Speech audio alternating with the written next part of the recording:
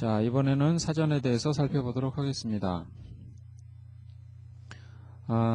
살펴볼 내용은 사전 객체 기초 연산, 메서드, 그리고 사전이 심볼 테이블로 활용되는 예들을 살펴보겠고요. 그 다음에 사전을 이제 포문으로 참조하는 그런 방법들에 대해서 살펴보도록 하겠습니다. 우선 사전이란 그 키를 이용해서 value를 참조하는 메모리 구조를 사전이라고 합니다. 이건 순차적이지도 않고요. 우리가 입력한 순서대로 저장되지도 않습니다. 내부에서 해시라는 기법으로 저장이 되고 있습니다. 그래서 사전을 이제 만들 때는 다음과 같이 초기화가 가능합니다. 이렇게 브레이스를 사용하죠. 브레이스를 사용해서 그 키 부분과 그 value를 한 쌍으로 이렇게 표현을 하게 됩니다. 그래서 이렇게 키를 입력을 해주면 키에 의해서 이 구라는 value를 검색하는 그런 메모리 구조가 되겠습니다. 그래서 이것이 사전의 구조를 간략하게 표현한 것인데요. 키가 이제 이렇게 쭉 있다고 보고요. 그 다음에 이제 value는 이런 식으로 레퍼런스가 참조되고 있다고 보시면 되겠습니다. 사전에 이제 또 기본적인 연산으로 아까 참조하는 거 했었죠. 이렇게 값을 꺼내는 방식은 이렇게 멤버 사전에서가 이제 키를 입력을 해주면 되겠고요. 새 값을 설정하는 경우는 이거 이퀄 얼마 이렇게 해주게 되면 이미 이제 variable이라는 게 사전에 등록되어 있지 않다면 새로 등록이 되고 값이 7로 들어갑니다. 그리고 값을 변경할 경우에는 이렇게 해서 값을 다시 넣어주면 됩니다. 그러니까 없으면 등록되고 있으면 변경되고 하는 것이 되겠습니다. 그래서 variable이 7로 등록됐다 6으로 변경된 결과를 확인할 수가 있습니다. len을 사용하면 아이템의 수가 몇 개인지 확인할 수가 있고요. del을 이용하면 basketball 예를 들면 이런 키를 여기서 제거하실 수가 있습니다. 이렇게 하면 제거가 되겠죠. 이제 사전은 키와 값으로 구성되는 이제 아이템들의 집합으로 볼 수가 있는데요. 키는 검색하는 기준이 되기 때문에 한번 등록이 되면 변경이 되지 말아야 합니다. 그래서 키는 변경 불가능형 객체여야 합니다. 이러한 객체로는 문자열, 기본 객체로는 이제 문자열, 숫자, 튜플 등이 있고요. 여러분이 정의하는 객체에도 변경 불가능형이라면 얼마든지 사전의 키로서 활용될 수가 있고요. 그 다음에 이제 리스트와 사전 이런 것들은 변경 가능하기 때문에 키로 활용될 수가 없습니다. 그에 반해서 값은 임의의 객체일 수가 있습니다. 변경 가능해도 좋고요. 기본 자료형이어도 좋고 사전 클래스 각종 오브젝트가 다 값으로 활용이 될 수가 있습니다. 예를 들어서 함수를 한번 값으로 활용한 예를 살펴보도록 하겠습니다. 우선 함수를 하나 정의를 해보죠.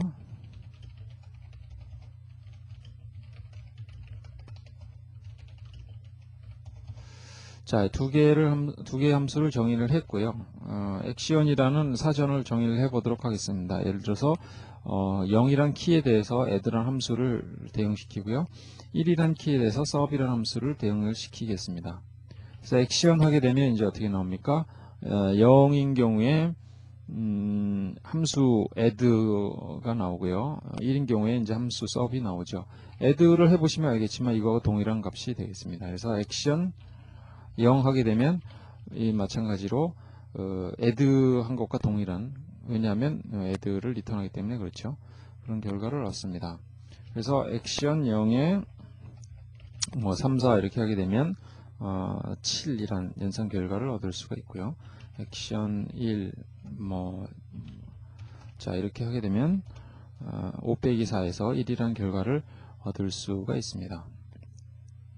네, 임의의 객체가 value 값으로 될 수 있다는 것, 그 예로서 함수를 value 값으로 활용한 예를 간단히 살펴보았습니다.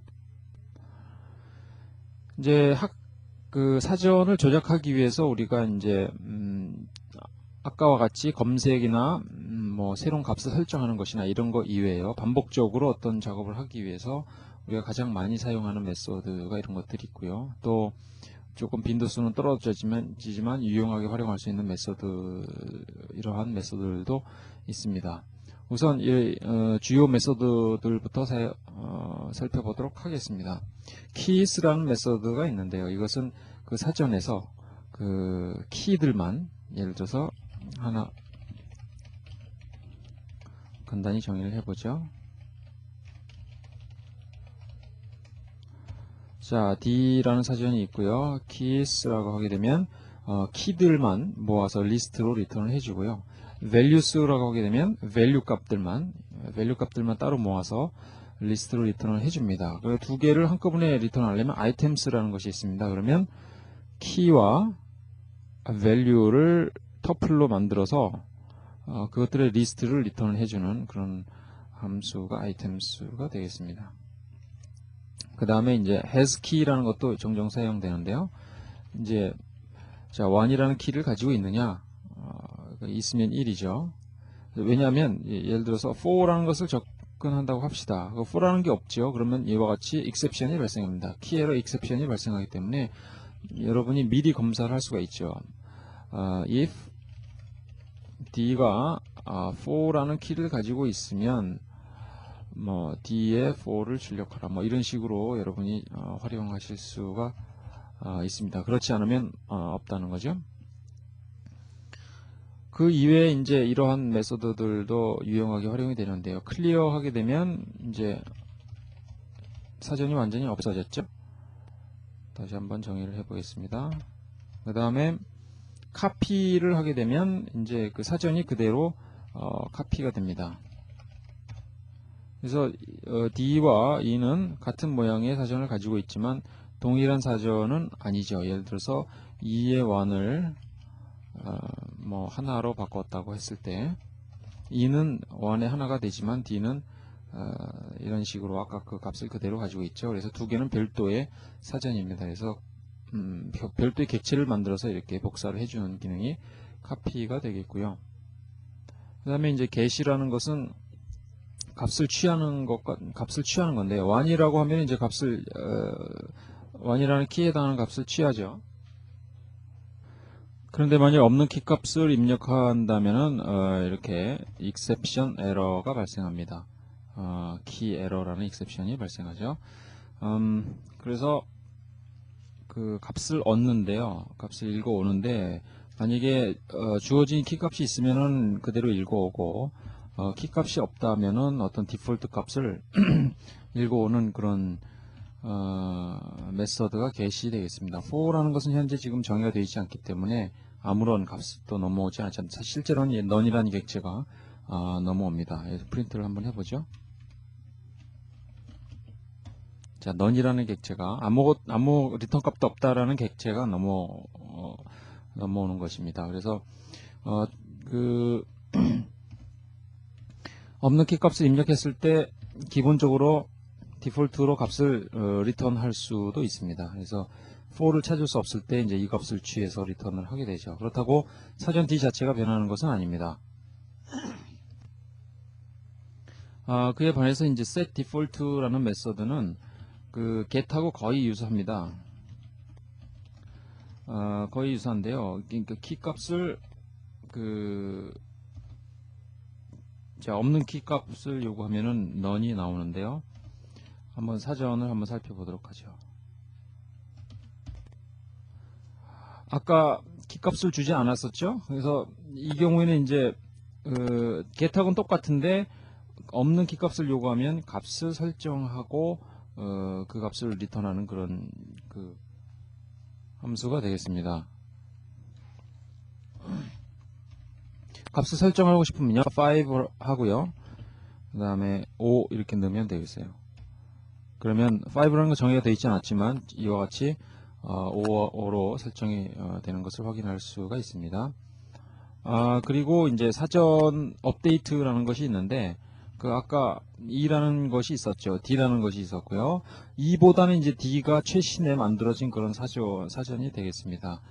갱신된 사전이 되겠죠. 그래서 E를 D에 있는 갱신된 내용을 E로 다 넘겨오고 싶으면은 자 업데이트 하고요. 여기 D를 써주면 되겠습니다. 그러면 그 E는 원래 D가 가지고 있던 이런 정보들로 이렇게 싹 업데이트가 됩니다. 그리고 이제 팝 아이템이라는 것이 있습니다. 그래서 D의 팝 아이템은 이제 그 데이터를 읽어오는데요.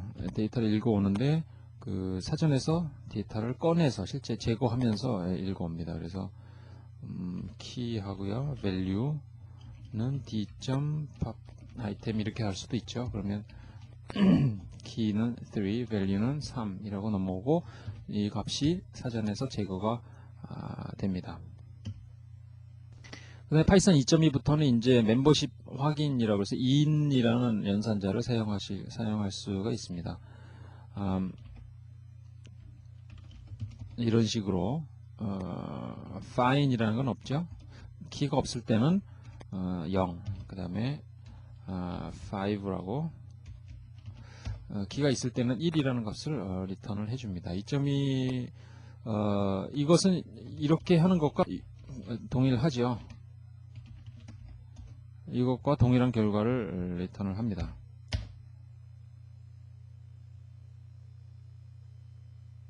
틀렸죠? has key죠. 네, 값이 있을 때는 1을 리턴을 합니다. 그래서 이게 더 편리하게 사용할 수 있을 것 같습니다. 그 사전을 이제 그 심볼 테이블로 활용을 할 수가 있습니다. 심볼 테이블이라는 것은 이제 이름, 심볼에 대한 어떤 값이 저장된 표를 의미합니다. 그래서 자, A라는 심볼의 값이 뭐냐, B라는 심볼의 값이 뭐냐, 뭐 이런 식으로 표를 저장한 것을 우리가 심볼 테이블이라고 합니다. 그런데 사전이 바로 이러한 심볼 테이블을 직접적으로 표현할 수 있는 자료 구조가 되겠죠. 이것을 키로 저장하고요. 이 정보를 value로 저장하면 될 것입니다. 그래서 심볼 테이블은 현재 이제 두 가지로 크게 나눌 수가 있는데요. 그 여러 가지 심볼 테이블이 있습니다만 이제 영역에 관계된 건 이제 두 가지 심볼 테이블로 크게 나눕니다. 하나는 글로벌스가 있고 하나는 로컬스가 있습니다. 이제 함수가 이렇게 정의되어 있다고 합시다. 함수 f. 그 다음에 여기 함수가 또 g가 정의가 되어 있습니다. 그래서 이건 이제 전체 모듈 파일 영역이고요.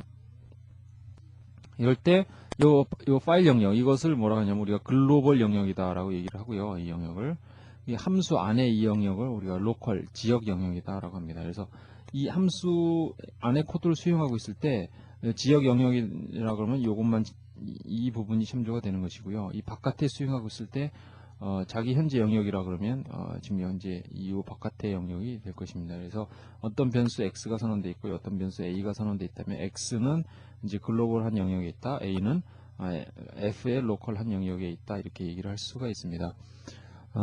글로벌스는 이제 해보시면은요, 그 전역 영역에 있는 여러 가지 이름들을 다 정의한 그런 네임 스페이스가 되어 있습니다. 이런 네임 액션이라는 거 아까 정의했었죠, 사전으로요. 이렇게 액션이라는 변수는 이러한 값으로 구성되어 있다. add라는 이름은 자 이런 함수이다. 이런 식으로 다 알 수가 있죠. 그래서 네임스페이스 자체는 사전으로 표현이 됩니다. 로컬스는 이제 현재 여기서 로컬스는 그 글로벌스하고 값이 같고요. 여기서 한번 간단히 함수를 하나 정의를 해보도록 하죠. ap라는 함수를 정의하고요.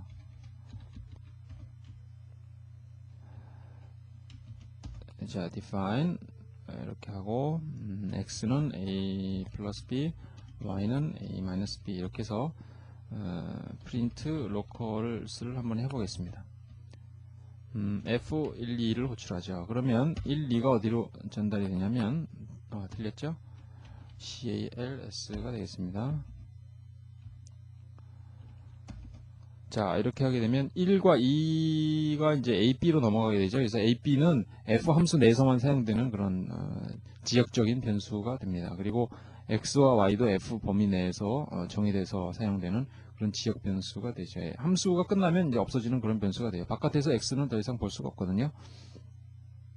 그래서 여기서 이제 로컬스라고 하게 되면 이 함수 영역 안에 F 영역 안에 있는 그 이름들을 이렇게 출력하는 그런 그런 사전을 얻을 수가 있습니다. 만약에 여기다가 같이 글로벌스를 하게 되면요, 이제 함수 영역 안에 있지만 그 바깥에 있는 영역을 전부 다 출력 사전을 얻어낼 수가 있습니다. 이것은 이제 로컬스에 의한 출력이죠, 사전이고요. 요거는 글로벌 사전 심볼 테이블이 되겠습니다. 그리고 이제 그 객체에 또 이제 그 네임스페이스 이름을 저장하는 공간이 있는데요. 그러니까 뭐 함수도 이름을 저장할 수 있는 공간이 있고 클래스도 그렇고요, 모듈도 그렇고요. 그러니까 임의의 객체에 심볼 테이블을 얻어내려면 우리가 딕트라는 속성을 사용하면 됩니다. 예를 들어서 클래스를 아직 안 배웠지만 간단한 클래스를 하나만 정의를 해보겠습니다. A는 1, B는 2. 그래서 C.dict를 하게 되면요, 이 C라는 클래스 안에 정의된 이런 이름들을 여러분이 그 네임스페이스를 얻어낼 수가 있습니다. 여기 현재 A가 정의됐죠. 그 다음에 B가 정의됐죠. 모듈과 이제 덕이라는 거는 모든 클래스가 가지고 있는 공통 속성이 되겠습니다. 그래서 이제 그 CC라는 그 인스턴스 오브젝트를 하나 클래스로부터 만들어 보겠습니다. 이 CC는 CC에 이제 또 x 이퀄 1, cc.y 이퀄 2 이런 식으로 값을 설정해 놓고요. 그 다음에 CC에 이제 심볼 테이블을 확인해 보면 CC 안에 CC라는 그 인스턴스 오브젝트도 그 독립적인 네임스페이스를 갖거든요. 그래서 그 안에 정의된 이름들을 확인할 수 있고요. 만약에 이제 CC에서 사용할 수 있는, 이제 CC에서 A도 사용할 수 있고 B도 사용할 수 있습니다. 왜냐하면 그 C라는 것은 이제 CC를 담고 있는 더 큰 그릇이 됩니다. 그러니까 CC는 C라는 공간에 CC는 C라는 그 내용을 다 포함하고 이제 또 추가의 그 정보를 갖는 그런 개념이 되거든요. 상위에, 그러니까 자기가 직접 가지고 있지는 않지만 그 상위 클래스로서 그런 공간을 가지고 있고 서로 상관관계를 가지고 있습니다. 그래서 상속관계라고 하는데, 현재 CC에서 사용할 수 있는 모든 심볼, 상위 클래스 오브젝트를 포함해서요, 심볼들이 뭐냐라고 하면 이제 dir을 이용하면 되겠습니다. 이것은 2.2부터 이렇게 적용이 되겠습니다. 그 다음에 이제 함수를 한번 정의해 보죠. 다시 한번 함수 f를 정했습니다. 뭐 아무 일도 하지 않는 함수를 정해 놓고요.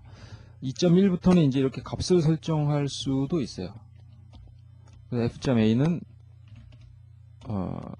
이런 식으로 그 함수에도 어떤 이름을 정의해서 사용할 수가 있죠. 그래서 함수가 정의된 이름이 어떤 걸 가지고 있는가라는 네임스페이스를 알려면 딕트를 이용하면 됩니다.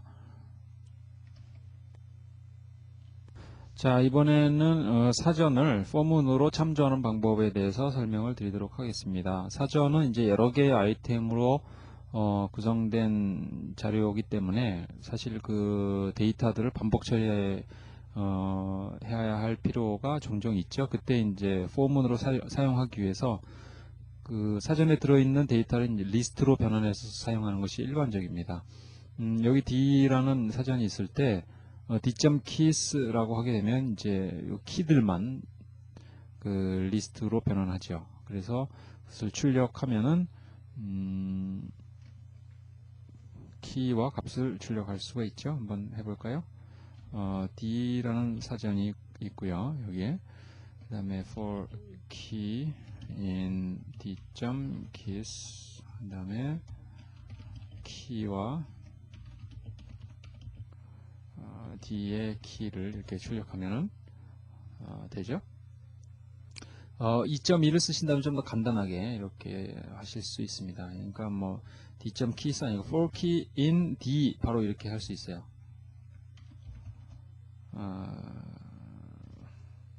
더 편하죠. 그 다음에 아이템스라고 하게 되면 이제 키와 value가 이제 함께 처리가 되겠죠. 튜플의 리스트로 리턴이 되겠고요. 이것들을 순서대로 한번 소팅을 해본다면 items.sort 해서 for key와 value에 대해서 items. 자, 이런 식으로 할 수 있습니다. 그런데 지금 이 소팅된 거는 뭘 기준으로 한 거냐면 이 영어 단어를 기준으로 한 것이죠. 요 단어를 기준으로 해서 소팅이 됐기 때문에 사실 숫자 순서와는 별로 관계가 없죠. 이것을 이제 숫자 순서대로 소팅을 하려면 함수를 하나 정의를 해야 됩니다. 예를 들어서 xy, ICMP xy를 정의하는데요. 요것을 정리하고자 하는 것이니까 여기 각각의 데이터가 뭐가 되냐면 튜플이 됩니다. 그래서 튜플을 이제 비교한 결과값을 넘겨야 되는데 기준이 뭐냐면 요 뒤에 숫자가 되겠죠. 그래서 x의 1과 y의 1을 이렇게 비교해서 그 결과를 넘기는 그 비교 함수를 작성하고요. items.sort하고 ICMP를 넘기게 되면 items가 어떤 순서대로 sort가 됐습니까? 1, 2, 5 이렇게 해서 뒤에 순서를 기준으로 해서 sort가 된 것을 확인할 수 있죠. 이것은 이제 아까와 같이 폼으로 돌리며 원하는 순서대로 데이터를 처리할 수 있을 겁니다. 자, 이렇게 여러 가지 방식으로 사전을 리스트로 변환한 다음에 그 처리하는 예를 보여드렸습니다. 그 책에 보면은 이제 두 가지의 예제가 추가로 나오는데요. 하나는 이제 사전에 이름과 전화번호를 등록하는 그래서 처리하는 그런 example이 하나가 있습니다. 그리고 두 번째로는 이제 메뉴에 값으로 함수를 아까 add하고 sub이라는 함수의 예를 보여드렸죠. 그런 방식으로 넣어놓고 메뉴를 선택하면은 이제 그 어떤 연산 관계된 함수로 호출해서 연산을 수행하도록 하는 그런 예를 설명이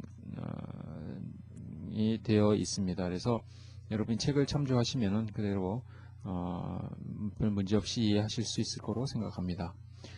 자, 이렇게 해서 사전을 살펴봤습니다.